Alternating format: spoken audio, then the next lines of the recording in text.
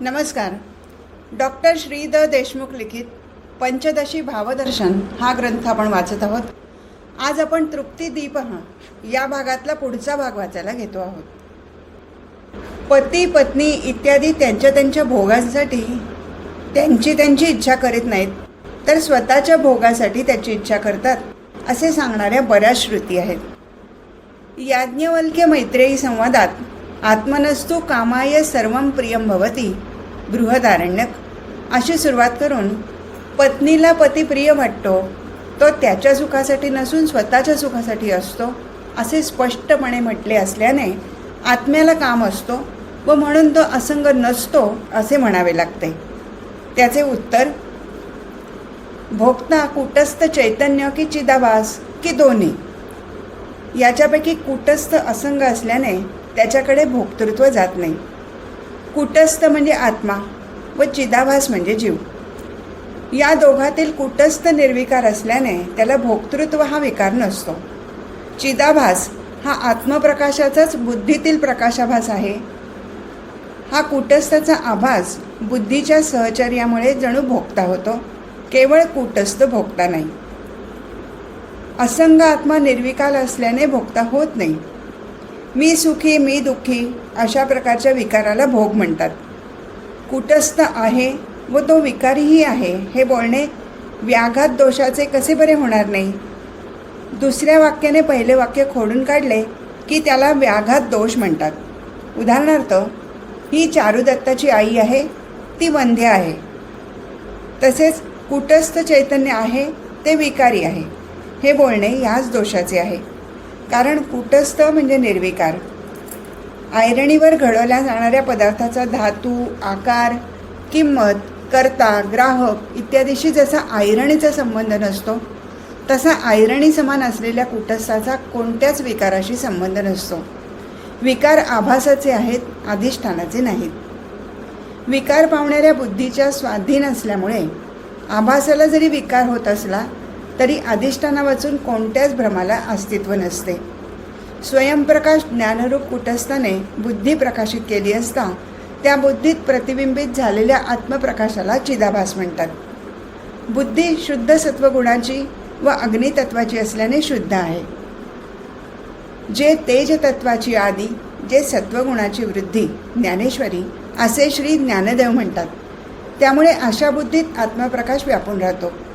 या चिदाभासाचे अस्तित्व केवळ बुद्धीवर अवलंबून आहे व तो जणू बुद्धीच्या अधीन आहे. म्हणून अंतःकरणाच्या मनोवृत्ती, चित्तवृत्ती इत्यादी वृत्तीचे विकार चिदाभासाचे आहेत. आत्मा व चिदाभास यातील फरक न कळल्याने ते विकार आत्म्याचे आहेत असा भ्रम होतो किंवा अध्यास होतो. हाच संसर्गाध्यास होय. अध्यास अधिष्ठाना वाचून होत नाही आणि भ्रमाला विकार असू शकत नाही. म्हणून सामान्य जीवनामध्ये आत्मा व जीव अशा दोघांना भोगता समजतात. परंतु श्रुतीने या बाबतीत अनात्म वस्तूपासून आत्मा वेगळा करून त्याचेच अस्तित्व मानले आहे. सामान्य अज्ञानी जीवनाचा भेद हा आधार आहे. त्यावरच द्वंद्वे अवलंबून आहेत. त्रिपुटी त्यानेच जिवंत राहते. म्हणून सामान्य जीवनात आत्मा व चिदाभास या दोघांना कर्ता मानणे स्वाभाविक आहे. पण श्रुतीने मात्र म्हणजे बृहदारण्यक अनात्म पदार्थाचा एकामागून एक निराश करून एकमेव असंग आत्मा शिल्लक ठेवला आहे. कारण त्याचा निराश होत नाही. म्हणून व्यावहारिक सत्तेत भोगता असला तरी पारमार्थिक सत्तेत मात्र आत्मा भोगता नाही व असणे शक्य नाही. अनात्म पदार्थांचा निराश. आत्मा कोणता असा प्रश्न जनकाने विचारला असता याज्ञवल्क्याने त्याला उपदेश करीत असताना विज्ञानमयापासून आरंभ करून क्रमाने सर्वाचा निराश करीत असंग आत्मा शिल्लक ठेवला. गुरुशिष्य संवादाचा येथे आदर्श आहे. अधिकारी, वक्ता व श्रोता समोरासमोर आल्यावर होणारे संवाद किती मार्मिक असतात ते येथे पाहावे. येथे शिष्याने व्यवहारातील कोणताही प्रश्न विचारलेला नाही. आत्मजिज्ञासा शिल्लक असल्याने त्याचे प्रश्न आत्मज्ञानाविषयीच होते. याज्ञवल्क्यानेही उत्तर देताना इंद्रिये, विज्ञानमय इत्यादी सर्व आत्मा नाहीत असे सांगून या अनात्म वस्तूचा निराश झाला असता फक्त आत्मतत्वच उरते व तेच स्वरूप आहे हा उपदेश केला होता. शिष्याच्या कृतार्थतेव्यतिरिक्त तेथेही अन्य विचार नव्हता. ऐतेरिया श्रुती असेच सांगते. हा आत्मा कोण इत्यादी प्रकारे सुरुवात करून प्रथम अनात्म व आत्म या दोन्हीचा विचार केला असता आत्मरूप कुटस्थ शिल्लक राहतो असे म्हटले आहे. हिसेब झाला मायेचा, जाला निवाडा तत्वांचा. दासबोध. या भाषेत अनात्म म्हणजे माईक तत्वाचा झाडा म्हणजे निराश झाल्यावर निर्गुण ब्रह्म ते निश्चळ अंतरी बिंबले असे श्री समर्थ सांगतात. ऐतेरियात प्रज्ञानम ब्रह्म असे सार काढले आहे. हा विचार जागा ठेवणे हे जीवाचे कर्तव्य आहे. असे असताना जीवाला मी विकारी व भोगता आहे असे का वाटते? अविवेकामुळे जीवात्मा कूटस्थाच्या सत्यतेचा स्वतःवर अभ्यास करून भोक्तृत्व खरे आहे असे मानून भोग सोडण्यास तयार होत नाही. बुद्धीचे धर्म आत्म्यावर व आत्म्याची सत्यता बुद्धीवर आरोपित केल्याने व त्यांचे हे भ्रामक ऐक्य सत्य मानल्याने आत्म्याची सुखरूपता कळत नाही. त्यामुळे सुखप्राप्तीसाठी विषयभोगच आवश्यक आहेत असे वाटून ते भोग सोडावेसे वाटत नाही. परिणामी सुखदुःखात्मक द्वंद्वमय जीवन वाट्याला येते. सुखाच्या भोगाच्या अपेक्षेनेच भोगता स्वतःच्या भोगासाठीच पती पत्नी इत्यादीची अपेक्षा करतो. हा सामान्य जनाचा व्यवहार श्रुतीने सविस्तर सांगितला आहे. या श्रुतीत सामान्य लोकव्यवहार सांगितला असून ती जीवासंबंधी आहे. येथे आत्मा शब्द जीव या अर्थाने वापरला आहे. असे करण्याचा श्रुतीचा हेतू काय? तर भोगत्याची भोग मिळवण्याची भोग्य पदार्थ ही साधने असतात. त्यांची आसक्ती ठेवू नये. भोगता मुख्य असून त्यावर प्रेम करावे असे सांगितले जाते. विषयाः न भुंक्ताः वयमेव भुंक्तम् असे भगवान शंकराचार्य म्हणतात. आम्ही विषय भोगीत नाही तर विषयच आम्हाला गिळून टाकतात. वास्तविक विषय हे भोगत्यासाठी असल्याने ते गौण असतात व भोगता प्रधान असतो. म्हणून गौण विषयांच्या अनुसंधानात न राहता प्रधान भोगत्याच्या अनुसंधानात राहणे शोभते. विषयावरून लक्ष काढण्यासाठी हे बोलणे आहे. आत्मा सुखरूप असल्याने तो भोग्य नाही, कारण भोगाची अपेक्षा सुखासाठी असते. पुराणात हेच सांगितले आहे. हे विष्णू, आत्मानात्म विचार नसणाऱ्यांना विषयासंबंधी जी प्रगाढ प्रीती असते तशीच प्रीती तुझ्या अनुसंधानात राहणाऱ्या माझ्या हृदयात सळसळू दे. विष्णू पुराणात ही प्रल्हादाची विनंती आहे. प्रेम हा जीवाचा स्थायी भाव आहे. त्या प्रेमाचा विजय प्रपंच न करता भगवंत करण्यात पुरुषार्थ आहे. याच प्रकारे सर्व भोगातून ज्याची बुद्धी निवृत्त झाली आहे तो ते प्रेम भोक्त्याला अर्पण करून आत्मा जाणण्याची इच्छा करतो. विषय प्रेमाची जागा भगवत प्रेम घेते व ह्या प्रेमाचे मोक्ष हे फळ आहे. पहावा विठ्ठल, बोलावा विठ्ठल, करावा विठ्ठल जीवभाव तुकाराम महाराजांनी असे सांगितले आहे. या प्रेमाचा परिणाम काय? केवळ देहभोगाच्या स्तरावर जगणारा पामर जसा गजरे, चंदन, स्त्री, वस्त्रे, सोने यांच्याविषयी जागरूक असतो, तसाच मुमुक्षू भोगत्याविषयी म्हणजे आत्म्याविषयी सावध असतो. विषयभोग हेच ज्याचे जीवन असते तो ते विषय मिळवणे, सांभाळणे, भोगणे याविषयी अत्यंत जागरूक असतो. त्यात कधीही खंड पडू देत नाही. हीच जागरूकता आत्म्याच्या प्रेमाविषयी असावी. या स्वरूपाचा दुसरा दृष्टांत. वादविवादात जिंकण्याची इच्छा करणारा ज्याप्रमाणे काव्य, नाटक, तर्कशास्त्र इत्यादींचे सतत अध्ययन करतो, त्याप्रमाणे मोक्षाची इच्छा असणाऱ्याने स्वचा विचार करावा. जुन्या काळी पांडित्य हे चरितार्थाचे साधन होते. जयपत्रे मिळवण्यासाठी अन्य पंडितांचा चौफेर वादात पराभव करणे आवश्यक असे. वाद सुरू झाल्यावर तो कोणत्या विषयात शिरेल याचा नेम नसेल. त्यामुळे सर्व संबंधित विषयात पारंगत असणे अनिवार्य होते. त्या काळात विषयात वेद, वेदांत, संस्कृत, व्याकरण, न्यायशास्त्र, पुराणे, महाभारत, मनवादी स्मृती इत्यादींचा समावेश होता. हे पंडित ह्या सर्व विषयांच्या अध्ययनाविषयी जेवढे जागरूक असत तेवढी जागरूकता आत्मानुसंधानाविषयी असावी. आत्मज्ञानासाठी श्रद्धा आवश्यक आहे. ज्याप्रमाणे स्वर्गप्राप्तीसाठी जप, यज्ञ, उपासना श्रद्धेने केल्या जातात, त्याप्रमाणे मुमुक्षने आत्म्यावर श्रद्धा ठेवावी. स्वर्ग आहे असे श्रद्धेने स्वीकारून त्याच्या प्राप्तीची साधने करतात, त्याप्रमाणे आत्मा आहे अशा श्रद्धेने आत्मचिंतनात राहावे. अस्ति इति एव उपलब्धव्य. कठोपनिषद. आत्मा आहे व तो मी आहे अशा श्रद्धेनेच आत्मानुभव येतो. आणखी एक दृष्टांत. ज्याप्रमाणे योगी अणिमा इत्यादी सिद्धीच्या अपेक्षेने फार मोठ्या कष्टाने चित्ताची एकाग्रता साधतो, त्याप्रमाणे म्हणजे तेवढ्या एकाग्रतेने मोक्षासाठी आत्मचिंतन करावे. यम नियम प्राणायामादिकाचे फार मोठे कष्ट सोसून योगसाधना करणारे अणिमा लघिमा गरिमा इत्यादी अष्टमहासिद्धी मिळवण्याचा प्रयत्न करतात. त्या सिद्धींची फळे देह व जगताशी संबंधित असतात. मोक्षाची इच्छा करणाऱ्याने तशाच एकाग्रतेने विवेक वैराग्यादिकांची कास धरून व कष्ट सोसून अनात्मचिंतन सोडावे आणि आत्मचिंतनात रमावे. वरील 4 उदाहरणांचे तात्पर्य: ज्याप्रमाणे त्यांच्या अभ्यासामुळे त्या विषयातील कौशल्य वाढत जातात, त्याप्रमाणे याचाही विवेक अभ्यासामुळेच वाढीला लागतो. म्हणोनी अभ्यासासी काही सर्वथा दुष्कर नाही. ज्ञानेश्वरी. असाध्य ते साध्य करिता सायास कारण अभ्यास तुका म्हणे. या दोन्ही ठिकाणी अभ्यासाचे अनन्यसाधारण महत्त्व सांगितले आहे. केलेली गोष्ट पुन्हा पुन्हा करणे म्हणजे अभ्यास.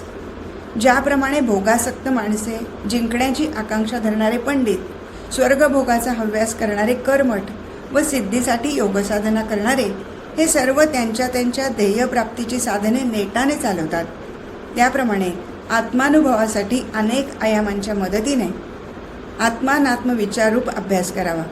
विचाराने विचाराची सूक्ष्मता व स्थिरता वाढत जाते.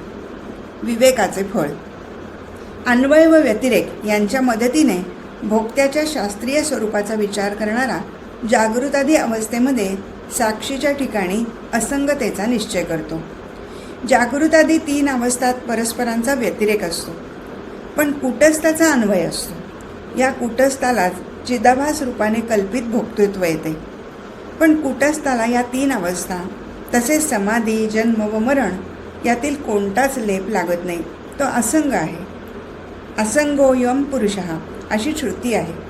जागृती स्वप्नी पांडुरंग या शब्दात तुकाराम महाराज कूटस्थाचा अन्वय सांगतात. हा अन्वय व्यतिरेक श्लोकात पुढील प्रमाणे सांगितला आहे. जागृती स्वप्न व सुषुप्तीमध्ये द्रष्टा जे जे पाहतो ते फक्त त्याच अवस्थेत दिसते, दुसऱ्या अवस्थेत नाही. हा अनुभव सर्वांनाच मान्य आहे.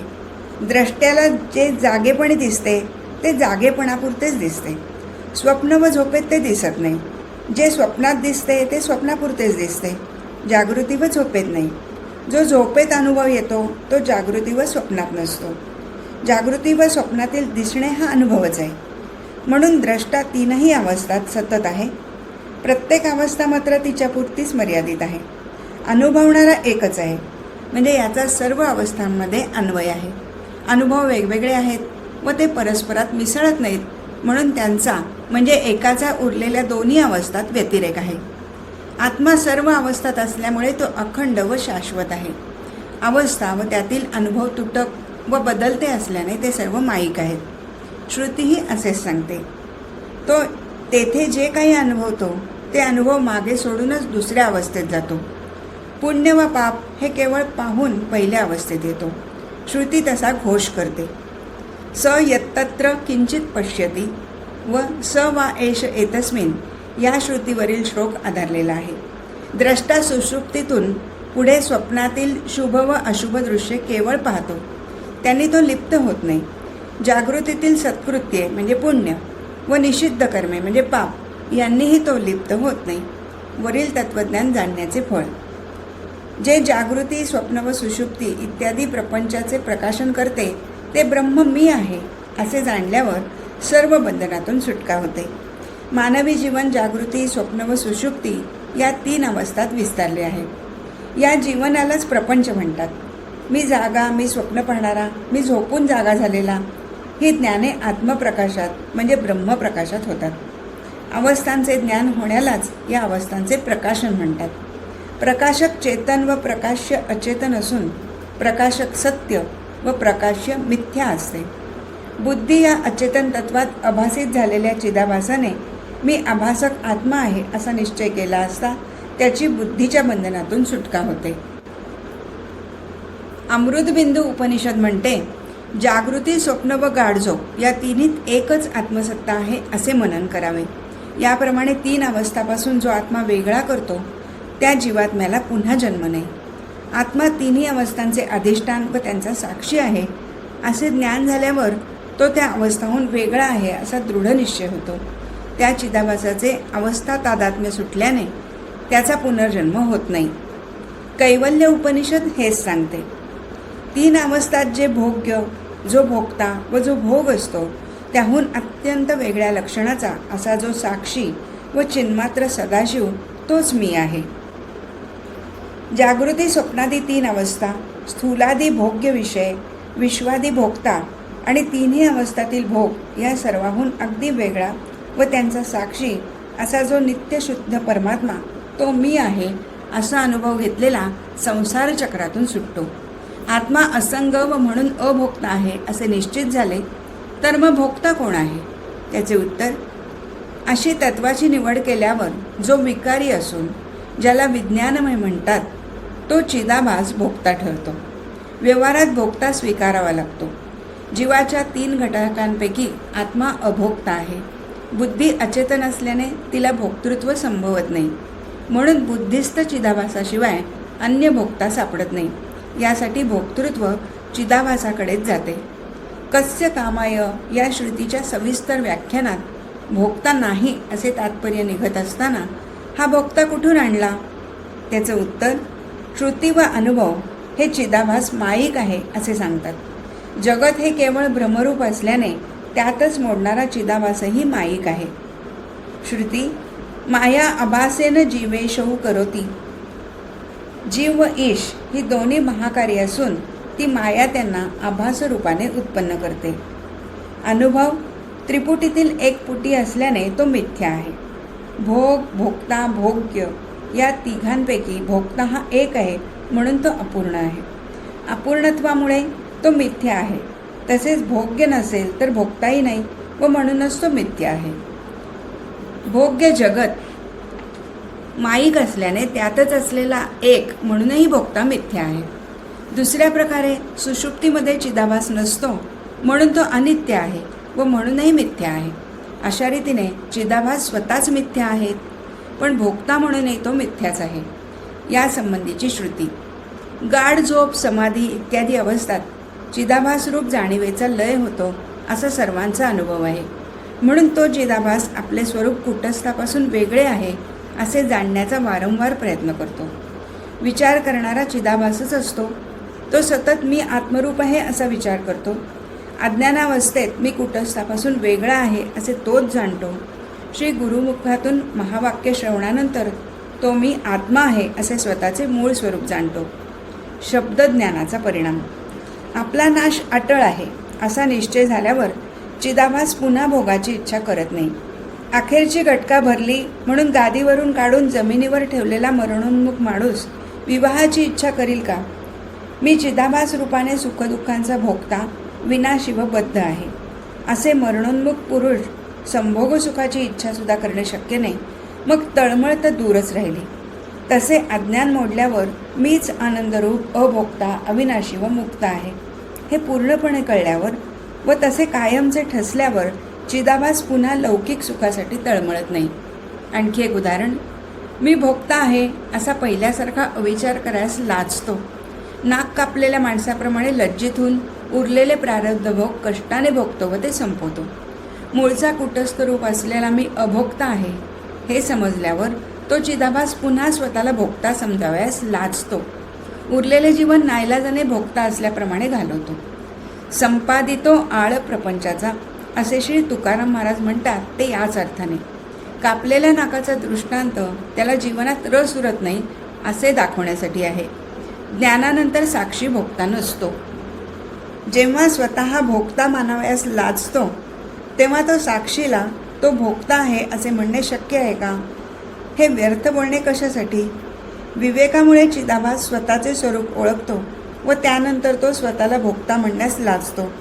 कैमुतिक न्यायाने जर तो स्वतःलाही भोक्ता म्हणू शकत नाही तर तो कुटस्थाला भोक्ता कसा म्हणू शकेल? साक्षीला अकारण तसे का म्हणावे? अशाच अर्थाची ही श्रुती आहे. हेच सांगण्यासाठी कस्य कामाय ही श्रुती भोक्त्याच्या अस्तित्वाविषयीच निश्चंकपणे आक्षेप घेत आहे. त्यामुळे आध्यात्मिक तापाचा प्रश्नच येत नाही. भोक्ताच नसेल तर शरीरामुळे होणारे दुःख होणार कोणाला? कष्ट, त्रास, थकवा, दमणूक, वेदना इत्यादी प्रकारे होणारे दुःख भोगता असेल तरच सिद्ध होते. 3 प्रकारच्या शरीराची दुःखे. स्थूल, सूक्ष्म व कारण अशा 3 प्रकारची शरीरे आहेत. त्या शरीराशी संबंधित अशी 3 प्रकारची दुःखे अवश्य होतात. त्रिविध ताप हे शरीराला होतात. शरीराला होणाऱ्या या तापांचे भोग भोगणाऱ्याला भोगता म्हणतात. याचा तपशीलवार विचार आता केला जात आहे. स्थूल शरीराची दुःखे. वात, पित्त, कफ हे त्रिदोष व त्यांच्या व्याधी, तसेच दुर्गंधी, कुरूपपणा, दाह, जखम इत्यादी कित्येक पीडा स्थूल शरीराला होतात. स्थूल शरीराला होणाऱ्या तापांना आध्यात्मिक ताप म्हणतात. श्री दासबोधातील आध्यात्मिक ताप वाचावेत म्हणजे त्याची कल्पना येईल. सूक्ष्म देहाची दुःखे. काम, क्रोध इत्यादी, तसेच शांती, दांती इत्यादी सूक्ष्म शरीराची दुःखे आहेत. ही दुःखे क्रमाने मिळून व न मिळून दुःखदायक असतात. 5 ज्ञानेंद्रिये, 5 कर्मेंद्रिये, पंचप्राण व अंतःकरण यांना मिळून सूक्ष्म शरीर म्हणतात. कामक्रोधादी निर्माण होताच ती दुःख देतात.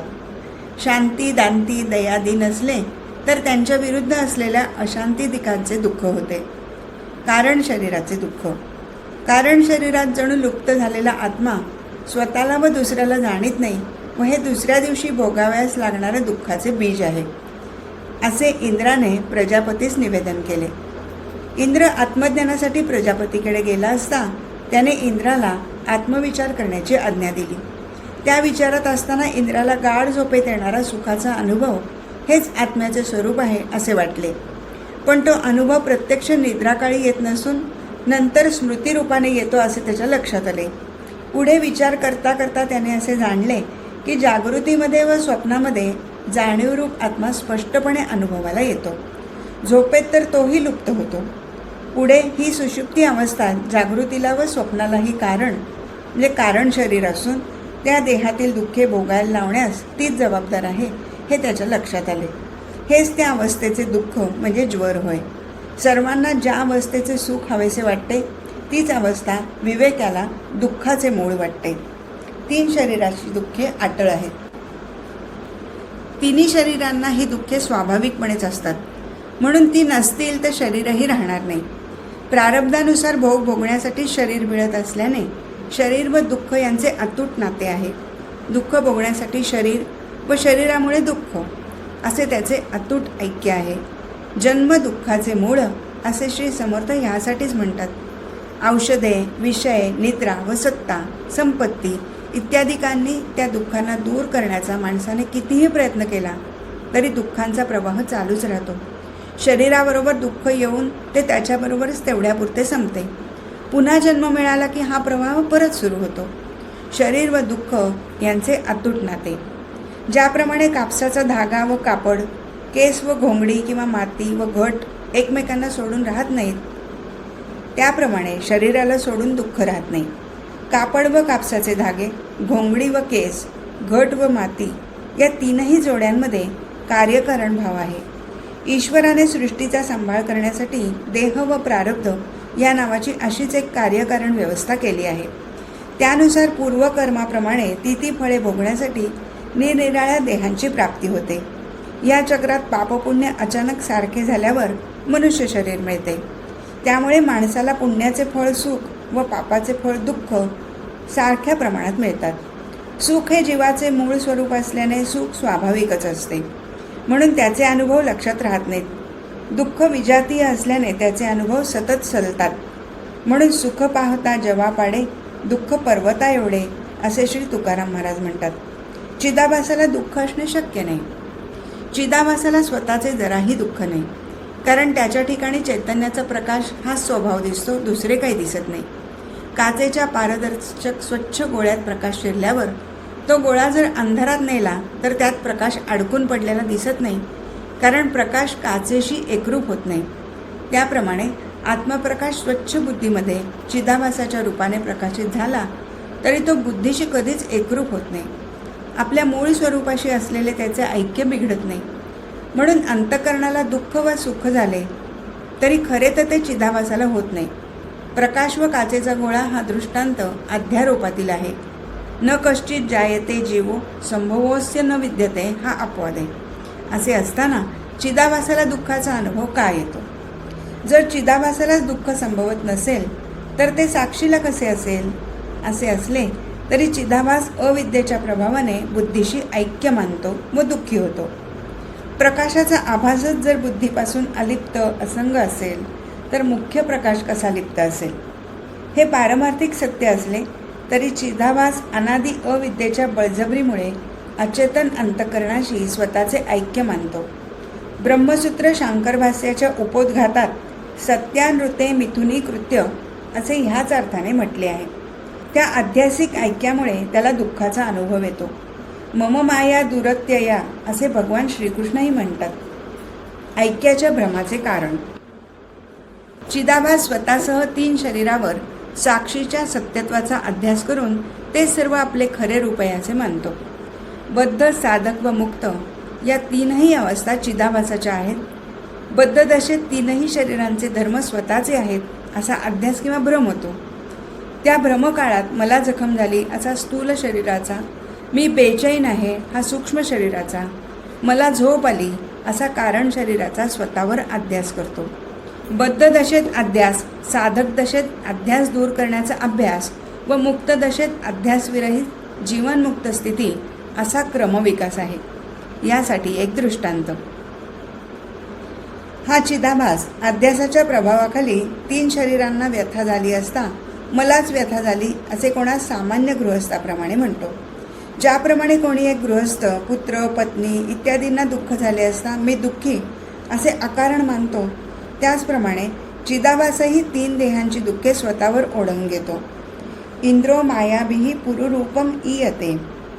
श्वेताश्वत. परमात्मा हा मायेचा अंगीकार करून हे विश्व निर्माण करतो. अघटित घटना पटीयसी असे मायेचे सामर्थ्य आहे. आत्मा एकमेव अद्वितीय असल्याने म्हणजे त्याच्याशिवाय अन्य काही नसल्याने तो कशाच्या संगात सापडणे शक्य नाही. पण मायानिर्मित बुद्धीत तो चिदाभास रूपाने प्रतिबिंबित होतो. अग्नी हे महाभूत व सत्व हा गुण या 2 माईक पदार्थापासून तयार झालेल्या माईक बुद्धीचे व ती ज्या शरीरात राहते त्या शरीराचे सर्व धर्म तो स्वतःवर लादून घेतो व जीवाभावाला येतो. प्रपंचाची परिस्थिती चांगली नसेल तर माझी परिस्थिती चांगली नाही असे म्हणतो. अहमाध्यास हा अध्यास मी शरीर व पुत्र गृहादी माझे असा भ्रम निर्माण करतो. ज्यांना मी व माझे म्हटले नाही त्यांच्या दुःखाने कोणालाच दुःख होत नाही. न धीही अधिही.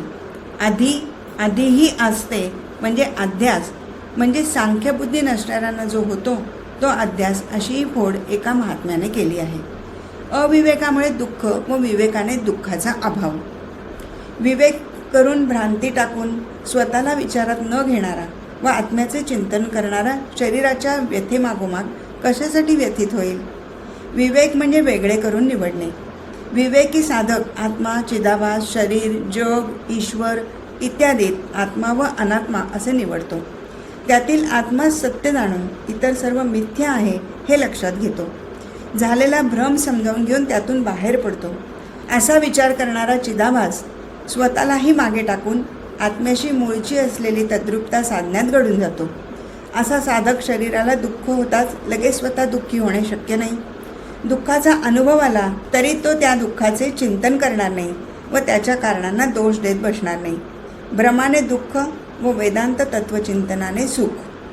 भ्रमाने भासलेला सर्प खरा आहे असे वाटल्याने पळावेसे वाटते. पण दोरीचे ज्ञान होऊन सर्पाचा भ्रम दूर झाला असता पळल्यामुळे त्याला लाज वाटते. मंद प्रकाशात जाडसर दोरीवर सर्पाचा भ्रम होतो. मंद प्रकाशात दोरीचे ज्ञान न होणे व आत आधीच असलेले सर्पाचे भय यांचा परिणाम म्हणून दोरीऐवजी दोरीवर किंवा दोरीच्या जागी सर्प दिसू लागून भयाने पळावेसे वाटते. थोड्या धैर्याने त्या सर्पावर विजेरीचा प्रकाश झोत टाकताच ती दोरी दिसून सर्प नाहीसा होतो. नंतर उगीचच घाबरल्याची लाज वाटते. त्याचप्रमाणे चिदाभासाला अज्ञानामुळे आत्म्याऐवजी देहजगतादी दिसू लागतात. ज्ञानाच्या मुखातून सत्याचा प्रकाश पडताच ते अज्ञान निवृत्त होऊन आत्मज्ञान झाल्यावर चिदाभासही असाच लाजतो. चिदाभासाची शरणागती. आत्म्यावर देहाचा आळ घेऊन झालेल्या अपराधाची जणू क्षमा मागण्यासाठी चिदाभास आत्म्याला शरण जातो. शुद्ध परमार्थामागे सत्वगुणाची प्रेरणा असते. सत्वगुणी व्यक्ती मनाने अगदी सरळ असते. अपराध घडलाच तर प्रायश्चित्ताची तात्काळ तयारी असते. याच गुणावर आधारित हा प्रसंग आहे. येथे अपराध फारच मोठा असल्याने प्रायश्चित्तही गंभीर आहे. चिदाभासाला स्वतःचे वेगळे अस्तित्वच पुसून टाकायचे आहे. आज इथेच थांबू. हरिओम तत्सत.